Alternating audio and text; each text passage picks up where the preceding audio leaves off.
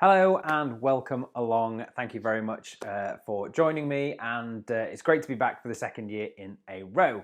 Now, Erin asked me to come and speak today about what everybody really wants for Christmas in their business, which is more clients and more money, because those are the two things, should I say, that I specialize in.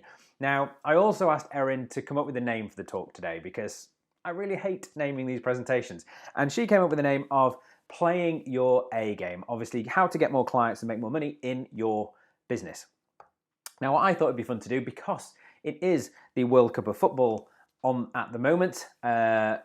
Football if you're in most places in the world, soccer if you're in the States. So I thought I'd link the two together, hence why there is a football on here. I thought that'd be quite fun to do. However, it's kind of highlighted the fact that I don't really know very much about sport, which will become very evident for you from almost the very first slide. Okay, so that's what we're going to be doing today. Now, I don't want to do a great big long introduction, but what I do want to do is just quickly give you some context. My name is Adam Chatterley. I am the chairman of the UK Spa Association here in the UK. I am a podcast host. I have a podcast called the Beauty Business Podcast, which has been running for over 6.5 years, which is where we discuss all things to do with business in the beauty and wellness industry. And by day, I'm a business coach and strategist. I work primarily with independent business owners, just like yourselves, all in the beauty and wellness world. And really, kind of the thing that I focus on is step-by-step repeatable processes that we can put in place in your business that get predictable results. I like to know, just how much to kind of turn the dial or pull the lever to get the result that we want, so that we can get those predictable results for you. Okay, so that is me. And like I said, we're talking about playing your A game. So today's talk is going to kind of take the format of, let's say, like a team talk in the locker room, before we go out on the pitch. And we're going to focus on two main things. We're going to focus on your game plan and strategy, and we're going to focus on the 6 key players. Now, we're not talking about people here. We're talking about the strategies or the tactics that you need in place in your business. And this is where it becomes clear that I don't know very much about sports, because very clearly this is neither a five-a-side football team nor a full football team. We've got 6 players on our team, but just run with me on this metaphor. It will make sense as we go. Okay, so that is what we're going to be going through, and the other thing we're going to do is going to keep it simple. There's too much complication going on in the world, so we're going to try and focus and keep things simple here. So what I want to do first of all is I want to just kind of focus on the challenge. Okay, what is the challenge? Challenge mainly, I imagine, is that you've just not got enough clients coming in to your business. Okay, that's usually the number one thing that I kind of deal with people with. Not enough clients, feels like a bit of a ghost town. There's just not enough people around. Second thing is you've got inconsistent clients. Okay, you might get kind of a flow of clients coming in when you do kind of a big ad campaign or promotion or leaflet drop or some big campaign that you've got going on, which is great. And then you deal with those clients and you kind of hustle to make sure you get through as many of those as you can. But then obviously over time, that kind of dips back down again and suddenly you find yourself without the clients. So what we want is a bit more consistency going on. And then finally, when they do come in, they're either not spending enough money in that visit when they come in, or they're not coming back again and spending enough money over time. So those are the 3 key challenges that I see people facing all the time in our industry. So what do we want instead? We want the goals. Okay, again, just bringing in the metaphor. We want the goals. We want a waiting list, basically. We want to be, the equivalent of that busy restaurant in town that whenever you drive past, always got a queue out the door. It's always full inside, and it's kind of widely known that in order to get a reservation, you're going to need to book like 3 weeks in advance at least. That's the kind of business we want. So many clients that we're just always full. We want a consistent flow of clients as well. We want to know that no matter what, we've always got some new leads, some new clients coming in, because inevitably some clients are going to move away, disappear, all those kind of things through no fault of our own. So we want just that consistent lead coming in. So like this kid here in this picture, he's got so many clients coming from his kind of garden hose that even when he puts his hand over the end, they're still kind of spilling out the sides. Next, we want the client spending money. When they do come in, we want them spending decent amounts of money, so it's worth bringing them in and you feel good about your business and you feel positive, and then we want them coming back again as well. So they're not just spending bigger money, but they're spending consistent money over time. So those for me are the 3 big goals that we want to have. And those are the things that we're going to deal with today. And then before we dive into it, I just want to talk about the mistakes. 3 big mistakes that I see people making just all the time. And they're kind of key to your success and putting a system like this, or whatever system you have. I encourage you to have some sort of system or strategy, but putting that in place. And it starts off with poor pitch preparation. Try saying that 3 times in a row. Poor pitch preparation. This is basically the beforehand work that you need to do to prepare the field, prepare the pitch for the right conditions to have a great game, or to bring in the right clients, or to have an amazing experience with those clients, okay? So this is the work that we need to do before the game.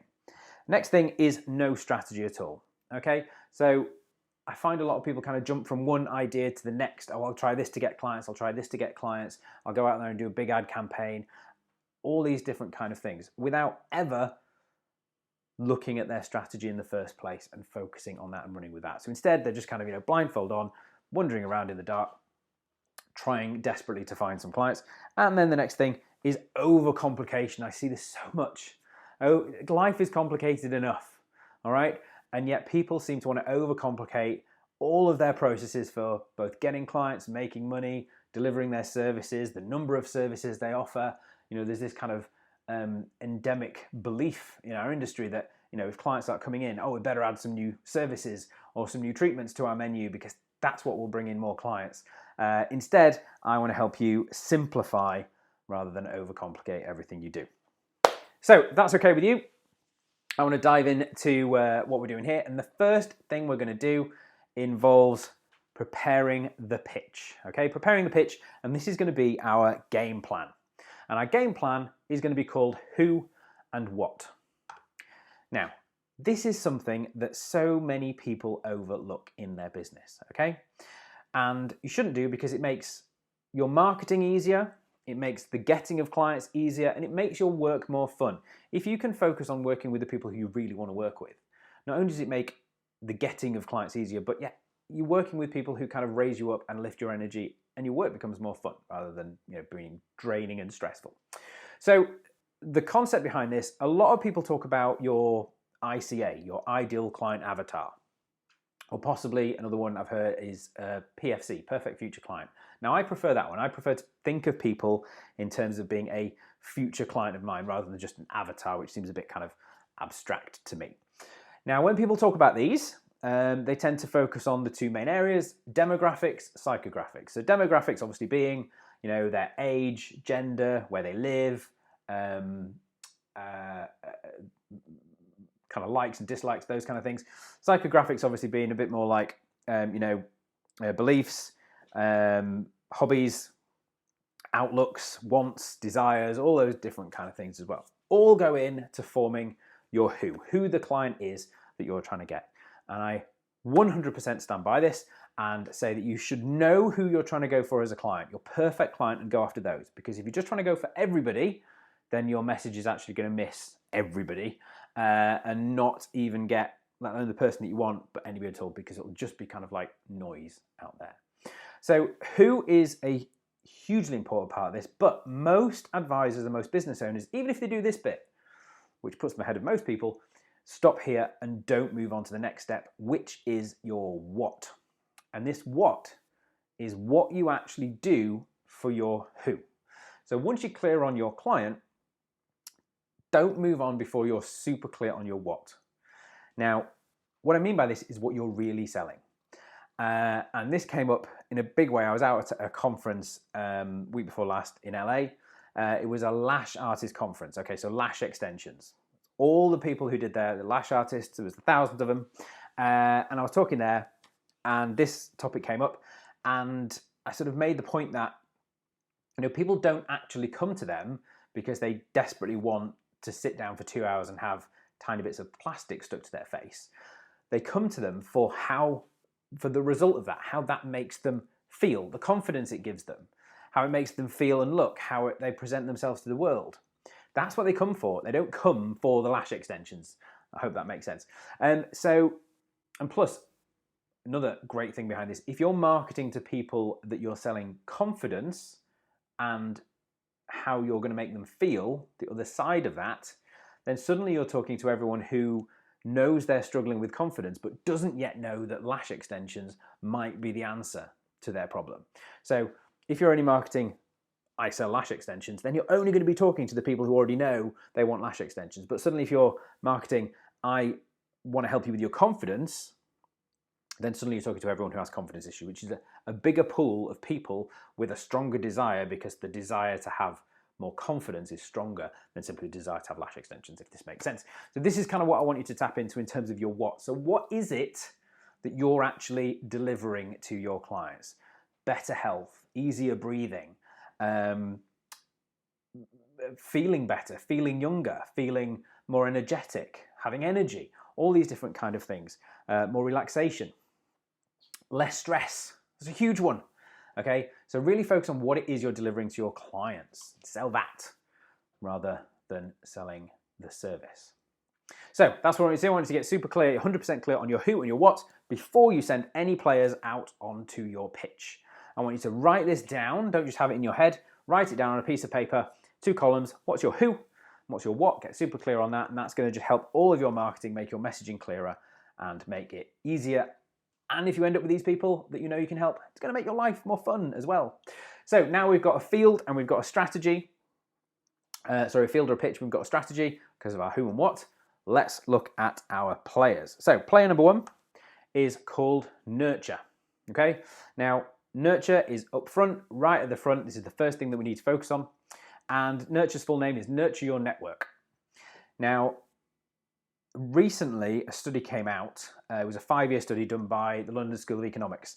And what they found was, so they studied some new businesses, fixed location, small businesses of all types, but fixed location, kind of brick and mortar business. And they studied them over 5 years. And what they found was, after those 5 years, the ones that were still going, 76% of their clients, they already knew through their existing network when they started the business. So basically they were a friend of a friend or a contact of someone they already knew. 76% of them. So what this means is, before you go wild going onto TikTok or Instagram or Facebook or YouTube or all of these kind of things, look at your existing network, because 76% of your client base is already connected to you through that. So I want you to nurture your existing network, because relationships, let's face it, are the most important thing in business, and let's face it, in life as well. So how do we actually do this? How do I teach people to do this? Well, first of all, get a piece of paper. Let's start with simple. Let's get a piece of paper, and I want you to write down a list of 99 people that you know, okay? That you know and know you, no matter how loosely, okay? We call this the network of 99. Now, this might seem like a daunting task, but I guarantee when you start thinking kind of all the people that you know, you'll easily get to somewhere around that number. So think of your friends, both friends in real life and friends on Facebook that you actually know.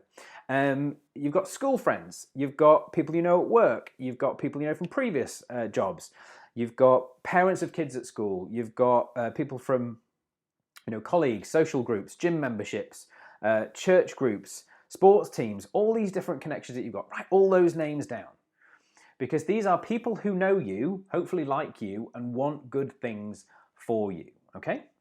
So you've got your list. Then what I want you to do, daily, literally start at the top of this list, and daily take 3 names, and I want you to send them an email, okay? Not selling, not asking for anything, just an email saying, hey, I was thinking of you, here's a funny joke, or hey, I was thinking of you, here's an article, or hey, I was thinking of you, do you remember that time when we did X, Y, Z, okay? All you're trying to do here is connect with them and keep yourselves top of mind. Remind these people who you are and that you exist. Right? That's all we're trying to do. Why do we do this? Because, first of all, it makes them feel good. Who wouldn't like to get an email from someone just saying hello? Not asking for something, not demanding something, not wanting a reply, just saying hello. Hey, I was thinking of you. How nice is that going to make you feel? So you make them feel good. And what that does, it makes them feel good towards you as well. And it makes them want good things for you. So you're not asking for anything. What it does mean is that because you're top of mind, if you ever do need anything, not just to do with work, but let's say you need a babysitter or someone to look after the dog or walk the dog or pick you up or all these kind of things, it's going to make your life better. But it could also lead to a connection with your business because it makes you more referable. Imagine the scenario where one of your friends bumps into someone they know and they go, oh, I've just started running and I'm really struggling with the breathing side of it. It's finding it really, really hard. are they more likely to say to them, oh, you need to go and speak to Jenny because she's just started up a Halo Therapy Centre and she can help you with that, if you've been emailing her regularly just to remind who you are. Or if she doesn't know what you're doing or can't remember you or you're not top of mind, she's probably just likely to go, oh, that sucks. So that's what we're doing. Simply keeping ourselves top of mind. Reciprocity is real. It absolutely exists. So if you make people feel good, they're going to want to help you. Now, piece of paper is a great place to start with this. However, recently we've discovered an amazing tool called Dex. It's a piece of software. Cool thing, it's free. And or there is a paid version, but everything you need is in the free version. And what it is, it's basically like a digital Rolodex. It is not designed as a sales tool. We kept trying to use kind of CRM products for this over the past few years, but obviously all of those are geared towards some sort of sale at the end. And this is not that. This is just to manage relationships. It's a fabulous tool, super simple, connects with all your kind of phone and LinkedIn and stuff like that as well. And all it does is it simply reminds you to contact people, and then allows you to make a quick note about the contact that you had. Super simple, super easy, incredibly effective. We use this now for this to manage this whole process. So if you want to go to the website, it's getdex.com, I think, or just Google getdex and you'll find it. The logo looks like this. Okay, so the cool thing there is if you have a list of 99 people and you email 3 of them once a day, after the course of a month, you'll have emailed within a couple of people the entire list of people. And then what you do, following month, start at the top of the list again and email them again. Keep yourself top of mind. Okay? So next up, we've got price. Player 2 is price. Now price on the pitch serves, I've just realised I'm kind of hiding price. Price is up there, out on the wing. Now price has 2 roles. Okay? First of all, got to make sure you're charging the correct price. And by this I mean that you are actually making money from the services that you're offering. And very simply, if you want to break this down in the simplest format possible, you want to simply take your fixed overheads for running your business, so what it costs you to run your business, even if you don't perform any treatments or services at all. So you want to boil that down into an hourly figure. Okay? Then you want to take your variable cost to perform that treatment. Then you want to take your wage cost to perform that treatment. Then you want to add on some sort of profit as well. As long as you've got those 3 things in place and your price is higher than that, you're in good shape. So that's the first role of price. Charge a price that's actually going to make you money. But the second thing about price comes down to kind of how you price. And what I want you to do is I want you to think of pricing your offering as solutions, not services. Because whilst you're trying to sell just a service one at a time, you're always going to be kind of struggling to do that. It will work and you'll bring people in, but that potentially is why you've not got people coming back again, and why when they do come in, they only spend a small amount of money. Instead, if you sell solutions, if you talk about the thing they're going to get at the other side of coming to see you, then A, that's a more powerful thing to talk about and reason for them to come and see you, but it's kind of got multiple visits baked in. So if you're talking about, we'll help you with your breathing, if you come and see us, one treatment's not going to do it. One treatment might make them a little bit better. They might notice a difference, but coming regularly is going to be what actually gets them the solution that they want. So price is, don't just talk about individual services, talk about solutions, sell packages and courses and everything like that, so that you're actually selling the solution, if that makes sense. So what I want you to do is I want you to think of how you can package up whatever it is that you sell into a package, into a solution-based package, and offer that to your ideal clients based on your who and your what as well. And that way you will not only bring in bigger money up front, but you'll also guarantee that people keep coming back again, especially if you sell based on your who and your what. So player 3 is Seek. Full name, Seek Out a Stranger. I think they're Scandinavian or something. Now, Seek can be a little bit scary. It's kind of their role. And they're definitely going to make you feel a little bit uncomfortable. So we've got our network of 99 people. We've got our people that we know and know us. That's what we call our network of 99. But now we want to grow that network and add to it over time with even more powerful people. So we don't want to just do this at random and just kind of bump into people on the street and add them to our list. We want to be strategic about this. We want to connect with people who are more than likely going to help our business grow. So this does mean creating a second list, and our second list is going to be called our strategic strangers. Now, you're only going to need about 20 people on this list. Get as many as you can, but go for 20. You don't even need to know their names yet. You just need to know kind of what they do or what their job titles are or what position you want them to be in. So let's say, for example, you want to write a book. Okay, you want to write a book. So who's going to be useful for you to know in that endeavor? Okay, you probably want to connect with publishers, literary agents, other authors, publicists, those kind of people. So you can write those on the list and then go and find out who they are. Possibly you might be connected to some of them through your existing network, which makes life a lot easier, okay? In your example, if you run a halotherapy business, you might want to connect with other healthcare professionals, clinic owners, fitness coaches, gyms, parents groups, asthma group coordinators, GPs, pharmacists, teachers even, all these different types of people. Make a list and then go and find some of those names that you can connect with. Basically, who would it help you to know to help your business grow? And then I want you to send them an email. One email to one of these people every day. So you send your 3 emails to the people you know, 1 email to someone you don't, okay? What the hell do you say in this email to someone that you don't know? Okay, well, first of all, start with why you put them on the list. Key here is don't tell them that you've got a list, because then you just come off as a little bit scary. Okay, so start with a compliment. Okay, start with why you put them on the list, don't mention the list, and then follow up with a confident. Don't gush here again, because then you just come off as a bit of a stalker, and we don't want that easy either. So an example might help here. So in my book, where I kind of cover this in more detail, covering it again, I put an example of a letter written to Michelle Obama, okay? So in here I go, "Dear Mrs. Obama, I very much enjoyed your autobiography," compliment. "I cheated slightly and listened to it on Audible, but hearing you read it yourself really brought everything to life," compliment. "I was so inspired by your story that I've decided to start a local children's organic garden in my area next month. Reason why I've sent the email." So I've actually gone a slightly different order here, but you get the idea.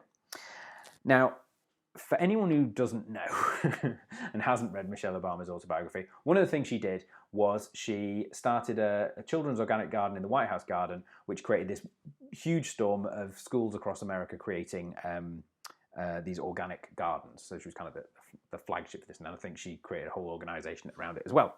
But it's one of the things that she's kind of most proud of, and she talks about quite a lot in the book.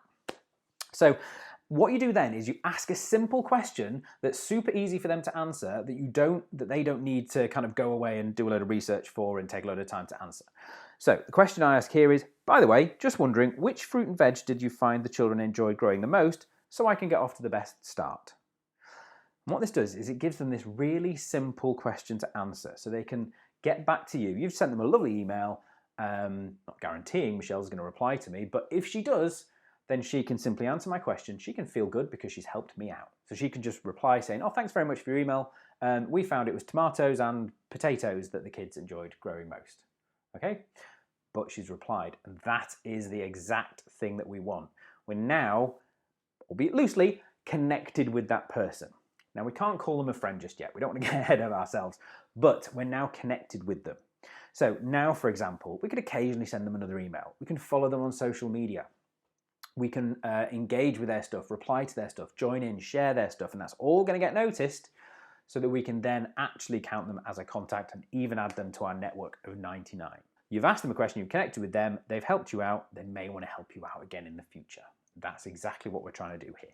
So the next 2 players on our pitch are called Peak and Move, okay? So these 2 play very much together, and we need them both on our team working really, really well together. So first of all, Peak. Peak actually stands for peak interest. Now, we've got our network of 99 and we've got our strategic strangers. These are 2 lists that are going to help us grow our business. However, now we want to move on to the people who are actually going to buy our services, okay? So we're going to need list number 3. Promise this is the last list that we're talking about. These are our now and future buyers, okay? Very different list because these are the people that we actually want to sell to, and actually people put themselves onto this list. So no more having to think of names for you. So you want to be constantly piquing people's interest in what you do so that people in all of your networks can tell you that they're interested or can share your stuff with someone who might be interested in your services. And the way you do this is through all the normal channels that you have: email, social, blog, door-to-door, leaflet drop, an event, an advert, going out and doing talks, asking for referrals, all these different ways. But basically, you're just putting something out there in the world about what you do to pique people's interest so that they can come back and say, well, that sounds interesting. Can I hear a little bit more about that? You're not looking for a sale at this point. You may very well get some direct sales, but that's not your goal right now. You're just looking for people to kind of raise their hand a little bit and go, well, that sounds interesting. Can I hear a bit more about that? So piquing people's interest is simply putting stuff out there about what you do and asking people a question. All right? Now, that then comes along with move. So we've got this list of people of our now and future buyers. And what we want to do is we want to move them from one side of the list to the other. So this list actually has columns on there. And the columns that are on this list are interested, qualified, proposed, and outcome. So when people join this list, and like I said, they identify themselves on this list, we put their names on the list, and they start on the left-hand side of a piece of paper.